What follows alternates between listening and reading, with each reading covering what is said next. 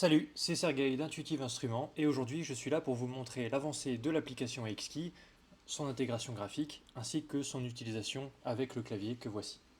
Alors il y a l'essentiel de toutes les fonctionnalités, il nous reste encore quelques semaines pour ajouter les dernières et faire les derniers affinages graphiques et d'autres fonctionnalités sortiront au fur et à mesure sous forme de mise à jour. Faisons un petit tour d'horizon. La zone centrale de l'application correspond à notre clavier, à quoi correspondent ces touches, ici des notes, à quoi correspondent les différents boutons, ici des menus. Et donc il y a deux façons de naviguer dans l'application, dans les différents menus, soit via le contrôleur, soit à la souris en utilisant les onglets à gauche. Mais là, ça ne va pas se répercuter sur le clavier, ce qui fait qu'on peut par exemple changer de son, piloter des pistes, etc. pendant qu'on est en train de jouer. Je vous propose de créer un petit morceau en utilisant notre workflow, la chronologie de notre workflow de gauche à droite. Donc tout d'abord, on va faire les réglages de notre morceau. Donc on va régler notre tempo par exemple. On va se mettre à 110. On peut activer le métronome qui va se déclencher quand on va faire lecture. On peut changer la gamme, donc la tonalité et le mode ici. Moi je vais jouer en do mineur. On peut aussi régler la luminosité des touches. Comme les LED sont très puissantes, moi je vais rester à 40 pour le bien de ma caméra. On peut transposer pour décaler le clavier par exemple. On peut aussi annuler ce qu'on vient de faire et le rétablir. Et changer le mode du slider. Là c'est un arpégiateur. Et là ça va être un note repeat. Enfin il va répéter toutes les notes que l'on joue. Et là il va les jouer dans l'ordre. Ce que je viens de faire ici, on peut le faire aussi lorsque l'on n'utilise pas l'application. C'est exactement le même principe pour régler le tempo interne de l'instrument, changer sa gamme, etc., etc. Maintenant que l'on a préparé notre morceau, on va pouvoir choisir un son avec ce bouton ici. Et donc il y a deux façons de naviguer dans les sons. Soit on choisit un plugin, c'est-à-dire un synthétiseur, un logiciel qui fait du son. Donc ça va créer une piste et ensuite on va devoir ouvrir le plugin, choisir un son dans ce plugin, effectuer des réglages à la souris, etc. Soit on choisit directement un preset. Là, je me suis fait une petite sélection de sons directement avec mes propres dossiers, etc. Donc là, par exemple, j'ai ma grosse caisse qui se trouve ici, et dès que je relâche le bouton, hop, ça crée une nouvelle piste. Et je peux en jouer. En haut, on retrouve les macros. Donc c'est les différents réglages qui permettent de sculpter le son en direct. Moi, je vais rester sur un kick assez sec. Et là, on va pouvoir donc enregistrer quelque chose. Donc on peut cliquer sur le bouton enregistrer.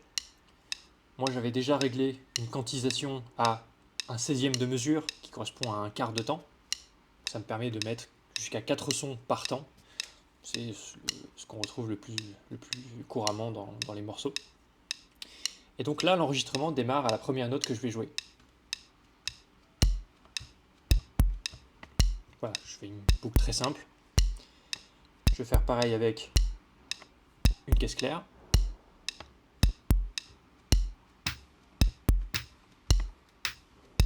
Voilà. Je vais prendre un charlet.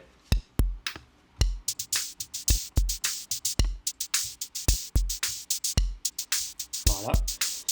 Je vais pouvoir couper mon métronome en recliquant sur le potentiomètre.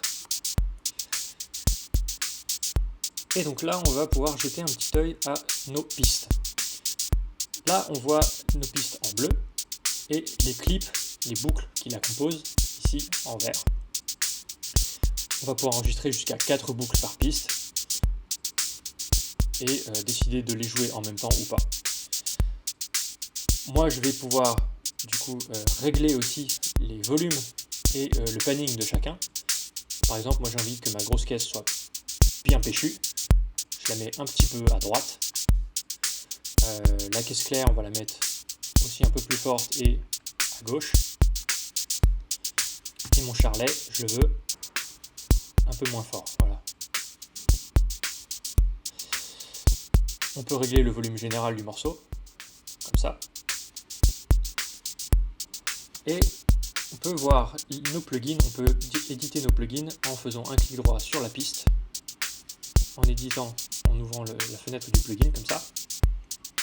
Donc là, on est ouvert sur Surge, on peut faire nos réglages à la main et vraiment rentrer dans les détails des réglages, si on le veut. Et une fois qu'on a bien édité un truc, on peut le sauvegarder sous forme d'un nouveau preset. Voilà. Là, vous voyez, j'ai utilisé le menu à la souris, je peux continuer à jouer en même temps. Je sors du menu pour revenir en fonctionnement normal. Je vais choisir une basse pour continuer mon morceau. Hop.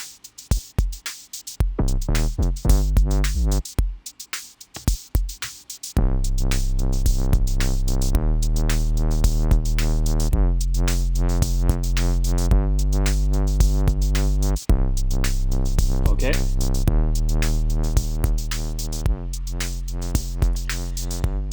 Là, je vais prendre un petit clavier. Allez, celui-ci.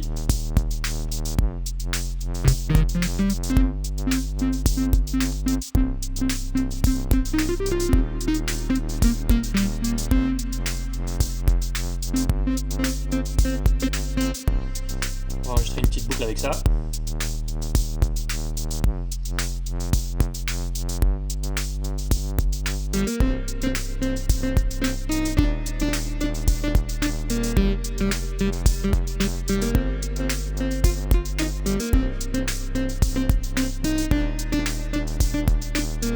On va prendre un petit pad.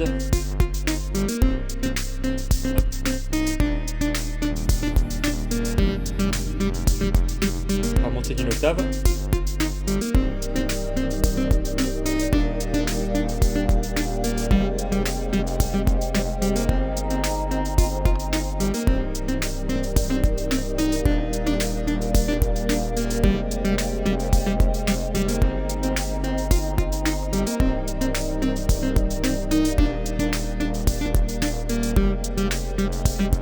Et là, je peux jouer avec mes pistes,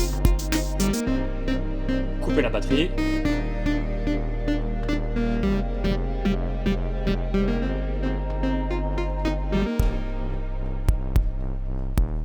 Voilà, je peux faire différentes variations de mon morceau, etc. Et c'est là qu'on va pouvoir créer une structure de notre morceau. Moi, j'ai envie, par exemple, que cette configuration-là soit l'introduction de mon morceau. Pour ce faire, je vais créer une nouvelle scène. Hop, et là, ça vient de créer une scène avec la configuration de ce morceau. En l'éditant, on voit que c'est bien ça. Je peux créer une nouvelle scène qui, elle, ne va avoir que la grosse caisse et la basse. Voilà. Et créer une dernière scène où il y a tout qui joue.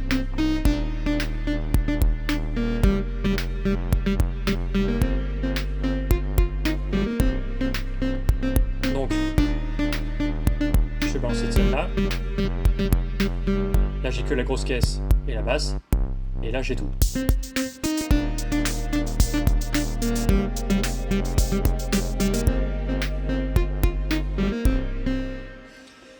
Une fois que j'ai créé mes scènes, je vais pouvoir aller dans le menu scène à la souris et faire un clic droit pour déterminer que, une fois que cette scène aura terminé, je vais faire lire la suivante.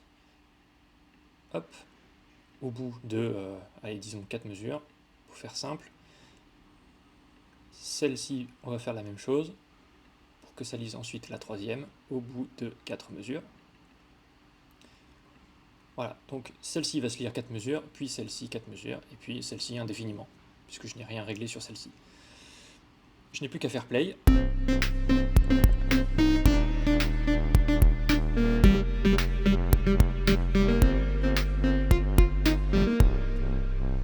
Et on peut voir en même temps d'ailleurs les pistes, enfin les scènes évoluer l'une après l'autre.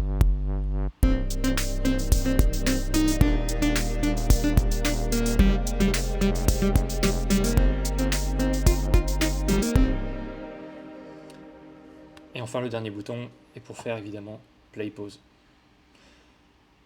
Voilà, vous avez un petit tour d'horizon de tout ce qu'on peut faire actuellement. Il y a encore plein de petites choses à rajouter et on a hâte de vous montrer tout ça. À bientôt!